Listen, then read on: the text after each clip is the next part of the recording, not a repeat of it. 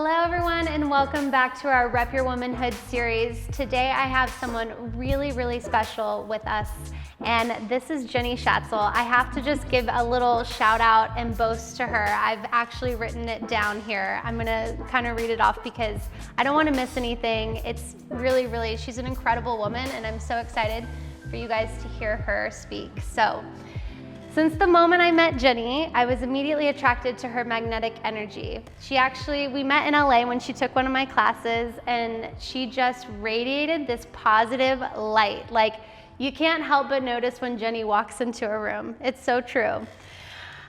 She's created a hugely successful program where her platform is about changing the conversation on self-worth, body image, and life perspective. She's the co-owner of Bond Gym, author of her newest book, Breaking the Cycle. She's a 2-time TEDx speaker and mother of beautiful twin girls. Yes. So I just want to say thank you first off for joining us for this. That's awesome. Thank you for that. You're welcome. Hi everybody. Hi Erica. She was actually in our Rep Your Womanhood event that we had at the Dream Hotel. She was on our panel, and she was loved by so many. She just has this energy about her, and I'm just so excited to share you with our Sweat Sisterhood community. Well, I'm excited to be here, so thank you. Thank you. You're welcome. It's gonna be awesome. So Jenny has written this book, and I actually love this book. I read this in 2 days. It's Breaking the Cycle, which is freeing yourself from the story that's holding you back. This book is really unfiltered, really raw, like very raw. Very. Like I was like, whoa. Yes. You really just let it all out. Yes. I mean, you open up about places and things that you've been in, these dark places, these dark times, these challenges that you've had, which I feel like most people might not be comfortable to share. So I wanted to just know, with you having to be super vulnerable with this, what made you want to write this and put it out there? It's a great question. And yeah, it was scary. I mean, even I was like thinking about my family, and we're really putting things out there, but that is really the whole purpose of the book. Is I believe our stories can be somebody else's guide. And so I believe that we need to be talking more of our truths. And so it was really important that I put all those dark, deep secrets and situations that happened. And really the purpose of the book is to show people that you can go from rock bottom to living a life of purpose and of just incredible joy. And I am so grateful for the life that I have now. And I mean, I was at rock bottom. In that book, I'm drinking vodka at 8 in the morning. Like, it is a story of truly somebody who I lost everything, my identity, my passion, my purpose. And so yeah, I was really honest, and I just really appreciate you reading it and wanting to share it with people. It means so much. What's the feedback you've gotten from people on this who have read the book? The feedback's been amazing. Yeah. And it's been awesome. One of the greatest things that I didn't even think about is when we wrote the book, and we did have kind of a plan to put it out, and we were gonna, do a big book thing and do tours and things like that, but COVID happened, and so we, you can't plan. No. And so we just put it out there, and we were like, let's just do it. And somebody said, which I never even realized this, she said, this book is written exactly how I speak, and it's a very easy read. But I believe it's a very easy read in a positive way. Like you said, you read it in 2 days. Somebody said, I read it in 2 hours. And it's an easy read because I want people to finish it. And this woman said, you actually gave me hope because I read a whole book. Like, it actually, it gave me confidence. Yeah. And now I'm gonna go back and do the work. And so, this book is it's my story, but at the end of each chapter, I turn it around to you. And we had talked about that. That's the part that I love the most. 2 things was that it sounded like you were truly, because I've known you now for a while, and it felt like we were truly just talking, like you were sharing your story, we were sitting down together, and you're just telling me openly, like your best friend, like everything about your life. And then secondly, that you put the questions at the end, because a lot of times when people are doing self-love books or self-help books, sometimes people can get discouraged. I'm not a reader, I really don't. And that's why I say I read this in 2 days. It was an easy read, but it allowed me to also take time at the end with the questions to work through my own things and ask myself and look within, because that's, I think, the hard part with like self-help and self-help books is like, how do you get people to do that work, to go within? So I love that you put the questions at the end and allow people to just write and go there. And that is 100% the point, is we are inundated with constantly people telling us how to be better. Yeah. Right? Like Yes. our whole, especially as women, our Yep. whole lives, from the time we are little, we are told, do better, be thinner, be quieter, be more accessible. It's all the things we can do to better ourselves, but that's part of the problem. Yeah. And we're inundated, and I love the self-help world, but we're inundated with so many things to do. It's like, how do you decipher through all of it and realize what works for you? Yep. And what I really believe in, what has worked for me, is getting to the root of the issue. And the problem is, a lot of us don't want to go there. And you even mentioned that there was a couple questions that you were like, I'm going to go back to that, or I don't really want to go there.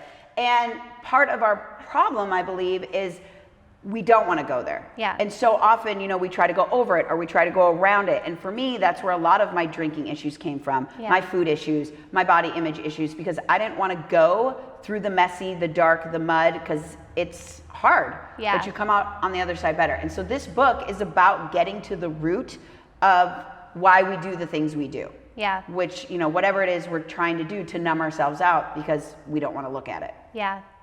I mean, there's a part in this book that I actually, it really stood out to me. I highlighted it. You had wrote, the problem is we are seeking the quick fix instead of identifying the root of the problem. And the only real way we can change our lives is by starting from within. So if you were to give someone some advice on something, because maybe that seems a little overwhelming, like they know that there's a problem, but like, where do they start? What's something that they could start with today if they wanted to kind of go into that process and go, okay, I'm going to start to approach this thing from within? Read my book. Get your copy now. Get the book. That's a great question, because it is very overwhelming. Yeah. And a lot of my book is looking at your past and your childhood and the way that you grew up. And so I in no way, shape, or form want to blame anybody's parents. I don't even like the term daddy issues. It just doesn't feel right. But I had a lot of issues with my dad. And I really had to go back and go through that a little bit, and then also forgive him. So I like to do an exercise where actually I have people, one of my greatest tools is journaling. And for so long, first of all, let me say, I'm not a reader either, okay? I wrote a book, and I'm not a reader. I can maybe tell you 4 or 5 books I've finished from cover, I am not a reader either. Okay, good. We share that in common. Yes. But I love listening, and I love listening to things, and but even journaling. So journaling is a huge part of my life. And for a long time, I rolled my eyes, and I was like, oh, here we go. It's just like another. Yeah. But I take it to another level of free writing. So I call it free writing. So every morning, free write, like whatever is going on in your head. And so when this whole thing developed, I was free writing a lot about, it came to be like if I was a little girl standing looking in my childhood home, and I started writing about that. Like, what is the energy I feel? What do I see? And all of these things came up, and I started to really learn, like, oh, this is where a lot of my stuff started. Yeah. This is where a lot of my dieting / food obsession started, my body image stuff. My dad was an alcoholic. And I really had to, and I journaled about all of that. Yeah. And so one tool that I really like to give people is starting your morning, and it doesn't have to be, I think too, we overthink things. Like, well, give me a subject. What am I supposed to write about? What my grammar, my handwriting's terrible. Like, you have to let all of that go. And it's literally free writing. You write 1 page, you start saying, I'm just gonna write 1 page. And if it turns into 5, so be it. But literally, like, by the end of me doing this, you can't even read my writing. Yeah. So there's no rules. It is free writing with no judgment. And again, if you can't free write with judgment, we need to look at that, right? Because a lot of that is like, I can't even stand my own penmanship, my grammar, and but that's not what it's about. So it's about letting go. I love that. I think in society today, because there's so much, you should be doing this, you should be doing that, especially pressure for women. And you know, my husband had gone through this whole man movement program, and it was like a 90-day program where him and all these dudes went through like journaling, meditation, all of this stuff. And I was seeing him do this every day, and he's like, you should try this. And my first thing and my first thought was like, well, what do I write about? Like, I literally went there. So when you say that, that's funny to me, because I had to kind of break through that first, and overthinking it and over judging myself for like what that was supposed to be, when it should just be that surrender and release. And then when I did, and I just started writing about like, hey, there is no rules, I'm just gonna let it flow. It's like, to also have that as something, like I do the same thing. I wake up in the morning now and I start my day with writing and just affirmations, everything, anything that's on my mind, you know, and close out with like, I am beautiful, I am strong. And like, that has been a game changer for me. Just releasing, you know, whatever thoughts that I may have in my mind. So I'm a big person with tools, right? And I believe like a lot of my book it's breaking the cycle, right? So for me, it's breaking a lot of your childhood cycles, but that have now become your adult cycles. And I think one issue we have, again, especially as women, people are constantly telling us what to do. We're constantly looking for the answers from other people that we don't trust ourselves. We don't know how to eat. We don't know what to wear. We don't know what to say. And part of this breaking the cycle is breaking that cycle of who you think you should be for other people, right? It's about, my whole goal is to help women get free. And the only way to get free is to truly accept who you are at this moment. But the only way to accept yourself at this moment is to go back and find those triggers and these root causes and forgive those people, you know, allow that you got to try to let it go, but you have to go through it. And so even with a tool like journaling, it truly is about like, there's days where I'll be like, I'm literally writing, I don't know what to write. This is stupid. Why am I even doing this? And then all of a sudden it's like, bleh, you know, all the things come out, and you just think about putting the thoughts in your head onto paper. I love it's powerful. It is very powerful. So if you've never tried it, try this. Wake up tomorrow morning, no rules. The only rule is one full sheet of paper, and it can be any size, and just write. That's it. I love that. Grab your paper. Get to writing. Okay, so you know, you are a very ambitious person. You've done a lot of things. What motivates you to get up every day? Like, what's your motivation, your big thing that just gets you fired up to wake up and take on the day? Helping people feel good about themselves.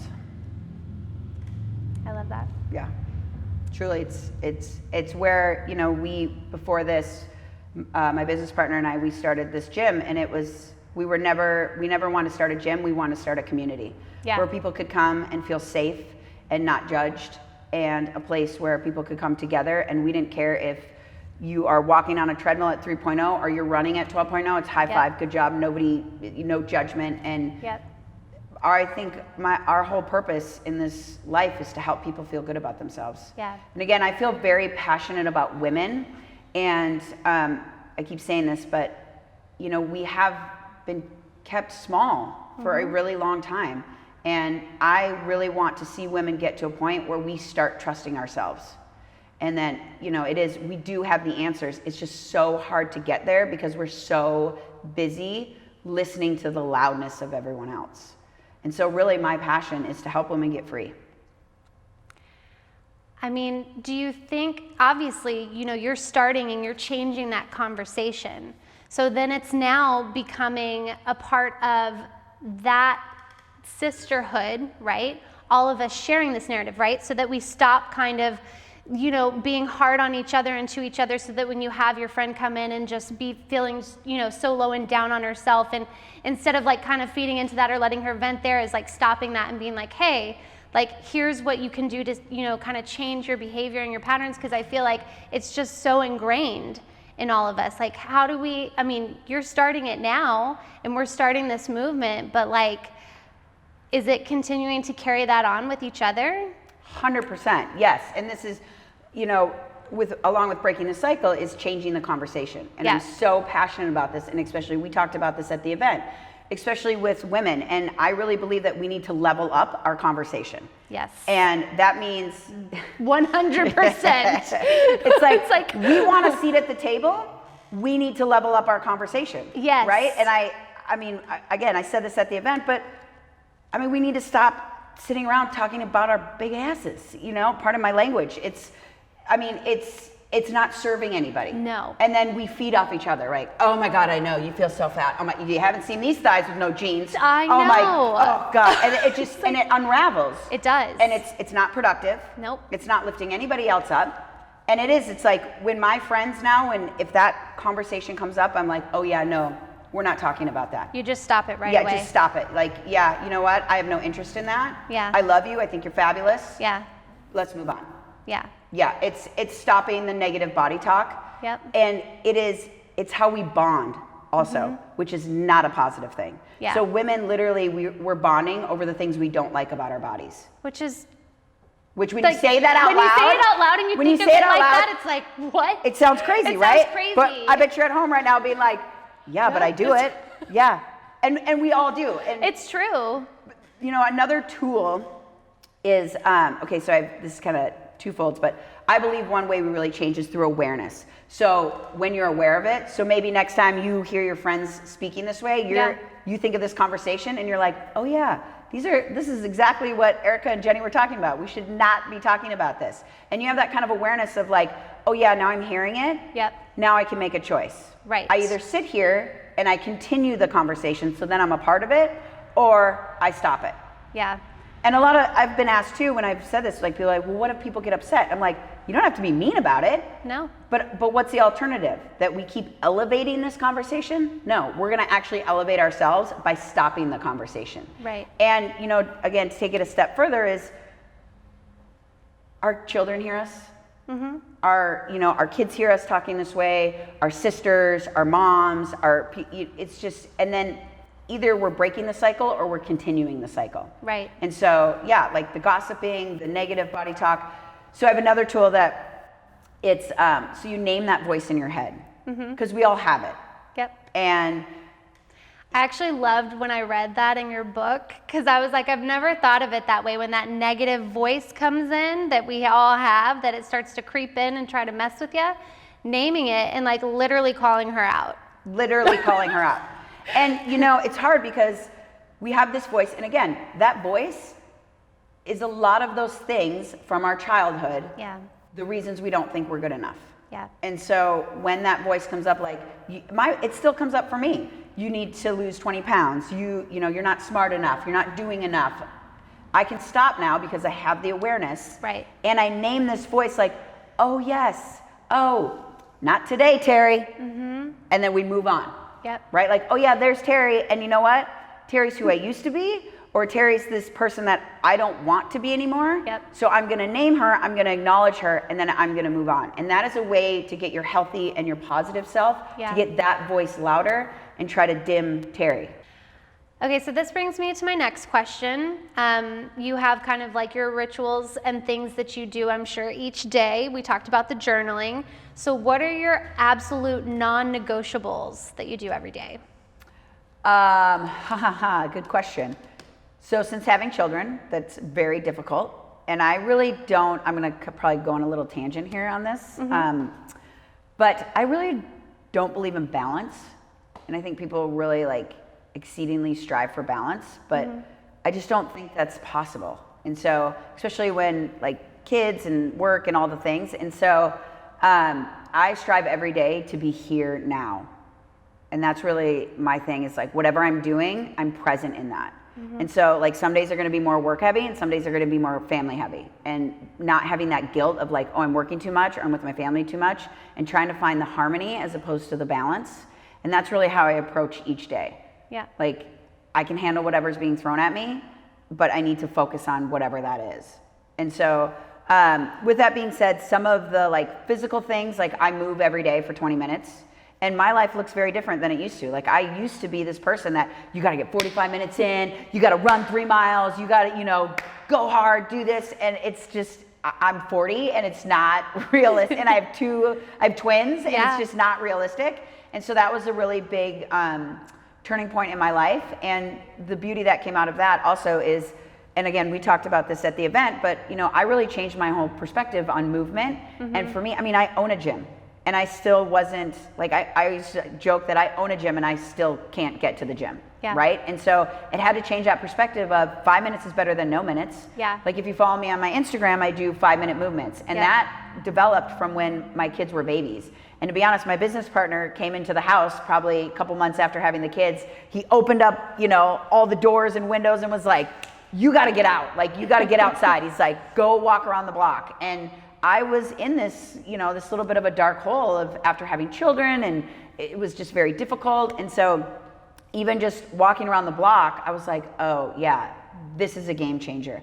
And so my whole perspective of movement for me now is mindset. It's energy. It's gonna change my day. And so it's not like, oh, I have to go work out and I task it to myself. It's, oh, I get to go do this in order to change my energy. If I'm feeling funky, if I'm feeling stagnant, if I'm feeling stuck, if I'm feeling uncreative, I'm like, oh yeah, just go move for 20 minutes. Which is literally, like, especially in COVID, doing a 20-minute workout in my house.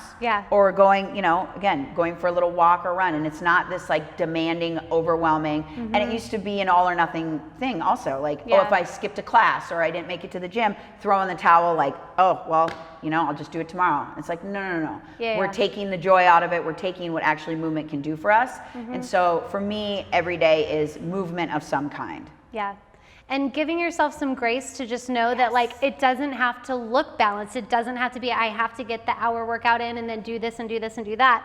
If I just move my body for just 5 minutes, 10 minutes, that's better than nothing. 100%. And listening to that, again, we've been told so much, like, you have to do this. I've been in the fitness industry for 20 years. And I'm gonna tell everybody right now, at my leanest, thinnest, skinniest, most ripped, fastest mile I've ever run, I was honestly my most unhappy. And so often when we're chasing this like goal weight, or we're chasing this pair of pants, or we're chasing this body, even when we get there, we don't realize it because it's never enough. Because we're not doing things to make us feel good actually on the inside. We're doing things because we want people to notice, or we think if I just lost this weight, then I'd be loved, then I'd be successful, then I could do X, Y, and Z. But again, when we believe that the answer to our problem is exterior, it's never gonna last.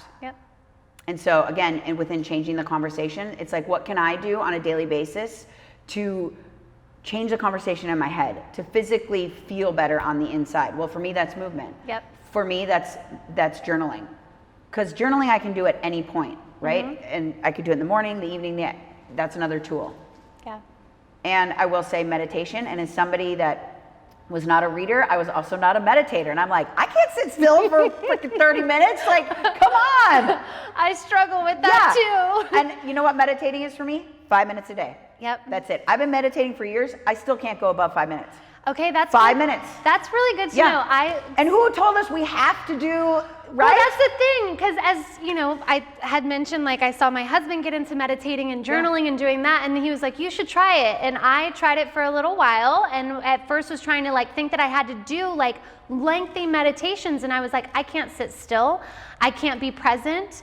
But it's so good to know that you're saying that just 5 minutes. Like, it doesn't have to be No. It doesn't have to be anything that you don't want it to be. And that is, again, finding what works for you. What works not for anyone else. For you. For you. So, but you have to try it, right? You got to do it. Like, put it, And so, because when you try it, you'll realize, you know, what feels right to you or not, and you'll find your way. 100%. So very interesting. This actually happened today. Somebody emailed me this morning and said, I'm scared to journal because I'm scared somebody in my family's going to read it, that my husband's going to read it, my kids are going to read it, or my parents are going to read it. And I was like, okay. And she said, have you ever had that? And I said, well, personally, I haven't. But I said, okay, you could journal and rip it up, right? You could journal and like literally put it in a place where you know nobody is. And then I said, but actually let's talk about why. Right? And then that's all I wrote. I wrote, let's talk about why. And then she wrote me this huge email that was like, my mom read my journal in high school. I have this, and it just went like unraveled. Yeah. And I'm like, first of all, there's a journal entry. And then, and then you are breaking this, you are unraveling the root of your trust issues. Yep. And we just like, gives me goosebumps right now. I know, I'm she like, just that's a like beautiful unraveled thing. that whole thing from her asking, why am I scared to journal? And this is where I'm trying to get at. Yeah. Right? So, yeah, it's a beautiful thing. That's amazing. I know. It was great. Oh, It's awesome. I love that. So you've been super duper successful in all of the things that you've done, all of your businesses, everything that you've been doing. How has your career path morphed over time? And did you know you always wanted to pursue this industry? No. I was, much like you, I was a dancer, but I was like, it's funny, when I first moved here, I wanted to be a Laker girl. And I was a dancer. I had no idea what I wanted to do. And I talk a little bit about this in the book, but I came to California on a whim. I'm from Minnesota. I didn't get accepted to the college I wanted to go to, yada, yada.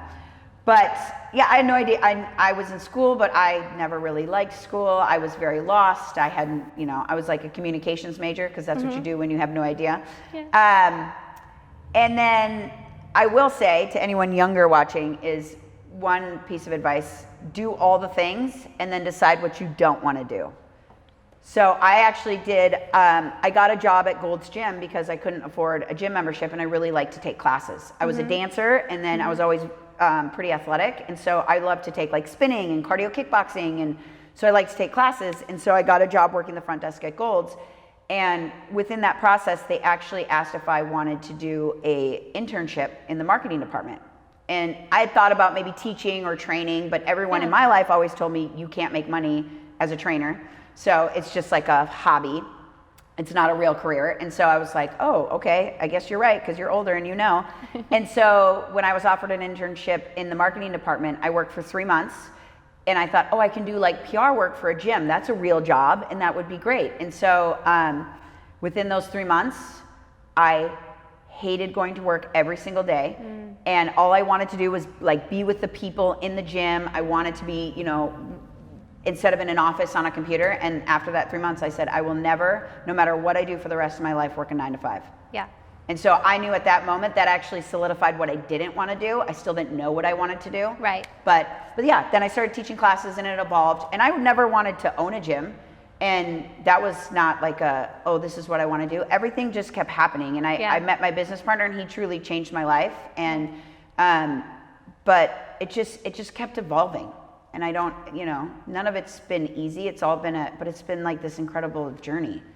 But you started to follow your heart and your pathway and knowing that you didn't like to do those things, and it guided you towards, which I think is great advice, because there's so many young people out there today that are like, I just don't know what I want to do. I don't know what I love. I don't know what I want to do. There's older people who still don't, and it's true. But it's so many of us. There's still like, I still question, what are we going to do and what? Yeah, but I think that that's just a great piece of advice at going like, well, you don't like to do that, so let's stay away from that direction, or continuing to do that thing that I don't like to do that I'm going to be miserable at sticking around at doing. Why would I want to, I don't want to put myself into that position. Yes. So I think that's great advice. Somebody once said you're going to have to work the rest of your life, so you might as well do something you enjoy. And again, it's also hard because it's like, yes, and especially now I have a family, and you do have to think about like, how things are going to play out. But one of the greatest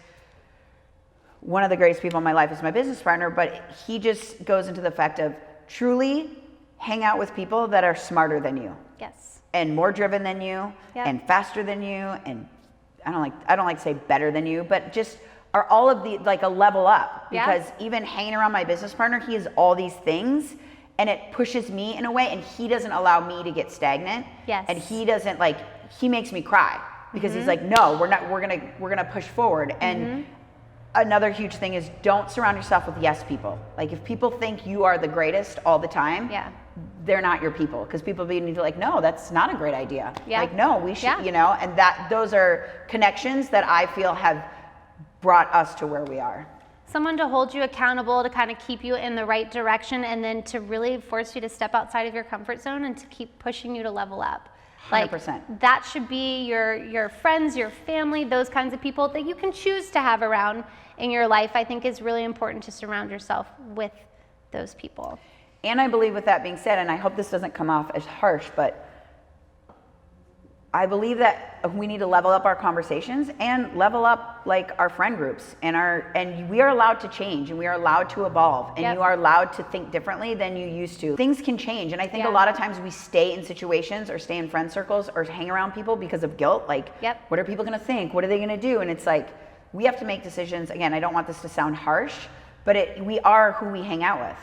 100%. Yes. But and I think it comes down to sometimes people maybe they feel guilty, they don't want to hurt their feelings, they feel like Yes. they've had this friendship for so long, how do you break off ties? But I think you have to really assess if it's really affecting you in a negative or positive way personally, Yes. right? In your lifestyle. If you're wanting to be better and Yes. level up and continue to grow in your own life. 100%. Sometimes I feel like we make our own decisions based on other people's happiness above our own. And so that's a really good like one-liner right there to really take with yourself. Mr. Yeah. Hood just went, boom. Drop the mic, Like, she's done. Yes. Yeah, like, oh, am I putting there? I don't want to make them uncomfortable, so I'm going to lessen myself. Yeah. And that's not right. And why do you think it is that people do that so often? Again, because we've been told, especially as women, to take care of everybody and to make everybody feel good and make sure that their needs are met. And even as a mother, I can say this now, is that's not what I want for my children. Yeah. So we cannot change anybody else. Like, No. my business partner came in, he pushes me, but I'm the one who has to do the work, right? Like, Right. we can't, and so often, and I use this, like, we can't change for other people. We can't even change for our own kids. And, I use the analogy of somebody who wants to quit drinking, right? And they quit drinking for 9 months while they're pregnant, but then they go back to drinking. So when we try to quit or change for other people, it never lasts. Yep. Because we're doing it for the wrong someone reasons. else, For somebody else. not for yourself. 100%. And with that being said, I have really realized if I want different for my children, I have to be different. And that's part of changing this conversation, is so often we want better for our children, right? Like, we wouldn't want to pass on our food and body obsession and our issues onto our children, our relationship issues, we wouldn't want to pass all these things onto our children, but yet we're not willing to change the conversation for ourselves. Yeah. We're not willing to do the work for ourselves. So often I hear, especially mothers, say like, oh, my kids don't hear when I talk like that. And I'm like, oh, yes, they do. And it's an energy, Yeah. right? And so Totally. I often think, like, if I wouldn't want it for them, then I can't change, I can only change myself. Yeah. And then kids don't do what we say, they do what we do. Yep. And so I'm a firm believer, if you want change for other people, you draw a circle around yourself and you work on everybody in that circle. Yep. I like that. Ooh, you got all the goodness here. I could talk for hours, I feel like. Okay. So let's get into talking a little bit about 2020, because it was a year for everyone. What were some of the challenges for you, and how did you learn to pivot? Well, like I said, we were ready to launch the book, and I had big speaking gigs booked, and we were gonna go out and do all the things. And talking about, you were asking before about the career change. Like, we have built this business; it's incredible, this gym. But now I'm doing some things with the book, and so we were ready to do this and put this out to the world, and then everything crashed, and so.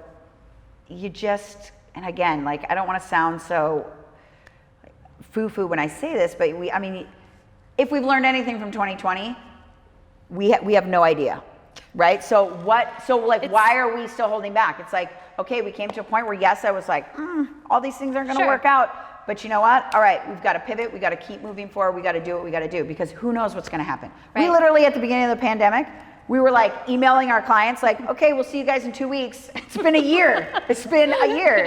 And so we've had to pivot in every way, just like everybody else. But I think something so important with that is pivoting and just keep moving forward. Yeah. And, checking on each other and doing everything we can. Staying in that positive mind frame. Yes. Like, using your tools. When you're not in control. right? Like you don't have control, but like how do you still stay in that positive mind frame to keep moving forward? Where do you find that? How do you dig deep? Like what's your favorite thing to do for self-love for yourself? Ask for help. You have to ask for help. And when things get out of control is when, I said this at the event, but new level, new devil. So every time you level yourself up, like all your issues will start to come up. Yep. And so a lot of things, I feel like a lot of women have reached out to me, especially during this time. A lot of their food issues have come up, their body issues, their drinking issues. Yeah. They're because we're all trying to escape, right? Because everybody's trapped at home. We've got kids. We're all trying to work from home. Our husbands, our wives. It's like crazy. We live with our parents or whatever. And so we're all trying to escape that. And so all of these issues are coming up. And so one thing is, I think a lot of times if we have this tool chest of things like journaling and movement and, talking to good friends and meditating for 5 minutes or less, we actually, in the times that we need it the most, we stop doing the things that make us feel the best. It's true. And so it's taking time for yourself, and you have to ask for help, whether you have kids or not. This is just in life. Like, you guys, you and your husband are a great team, but it's like, hey, asking for help, or like, hey, I need a break from you. Yeah. I'm very much about like, I need my own time. And it's actually really important for my children to see that mom takes time for herself. Yeah. And so I ask for, I need an hour by myself. And I know not everybody has that luxury, but it's finding the ways that you can ask for help, whether that's like swapping with a neighbor, right? Yeah. Or calling a parent or calling a friend and asking for help. Self-care is literally taking time for ourselves. If that means like, you're going to take a night off of doing bath routine and you're going to sit in bed and like watch TV or read a book, but other people can't read our minds. And that's the other thing. I think we have expectations of people, and then we don't tell them what those expectations are, and then we're angry and we're resentful. But if we can learn to speak up for ourselves and we ask for help and not feel guilty about it, we realize that we are better in every other avenue. I'm a better businesswoman. I'm a better wife. I'm a better, person when I'm asking for help. It's such a simple thing to do, but can feel so hard at times to do that. But I think it solves a lot of problems and a lot of issues by just voicing what it is that you're feeling and dealing with inside. And what we need. Exactly. Again, part of the conversation is we were taught not to voice what we need. And again, to make everybody else feel, and that's not a cycle we want to keep teaching others. And again, we can't teach them, we need to show them.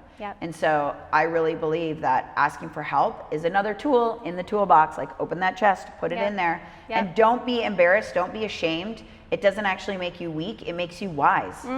Asking for help. There's a really great quote, it's like an old proverb. It's if you want to go fast, go alone. If you want to go far, go with others.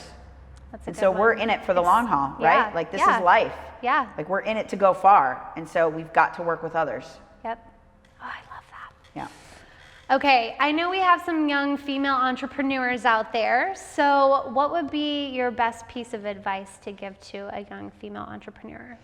Stay the course. Really good piece of advice. Really figure out what you don't want to do. Yes. And then stay your course. Yeah. And stay true to yourself. And people, no matter who you are, no matter what you're doing, people are always going to tell you can't do it. Always. And, it's up to you to listen to them or not, but show them they're wrong. Show them they're wrong. Like, change the conversation. I believe that kindness is like awareness. Kindness is one of our greatest tools, especially with people that maybe tend to, I don't want to say judge us or like maybe not agree with our life path. It's like, oh my gosh, well, thank you for your advice. Yeah. I'm really loving what I'm doing, and I'm really passionate about this, and this makes me really happy. And for me to make other people feel good is what I want to do in this world. And so I'm going to go for it. But you know what?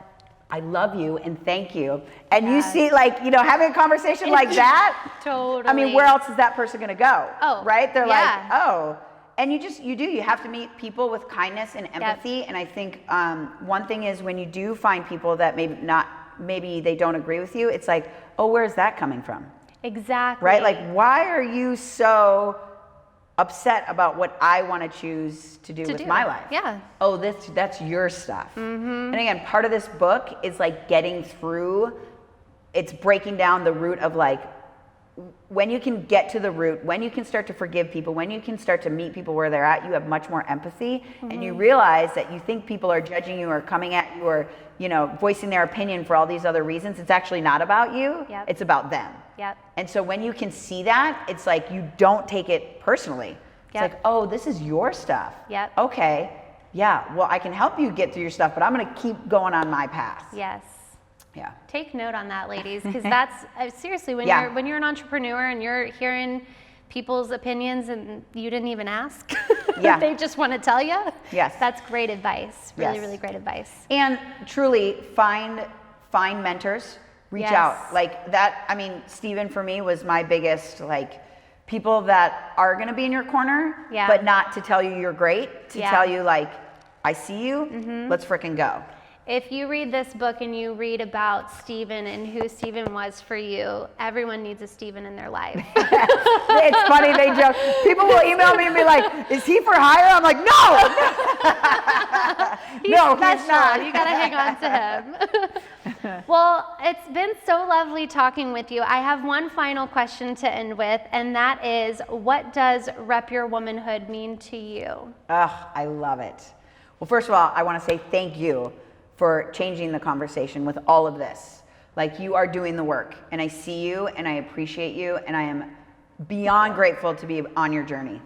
This is amazing, and what you're doing in this world is important, and we need it, so thank you. Thank you. Yeah, and I get behind everything you're doing, but Rep Your Womanhood is truly, it is about women changing the conversation, standing up for themselves, accepting themselves, and becoming free, and that's what it is. Mic drop. It's amazing. Thank you, Jenny. Thank you so much. I hope you guys enjoyed that. Continue to join us for more of our Rep Your Womanhood series. And thank you again, Jenny, so Love you. much. Love you. Bye, guys. Bye.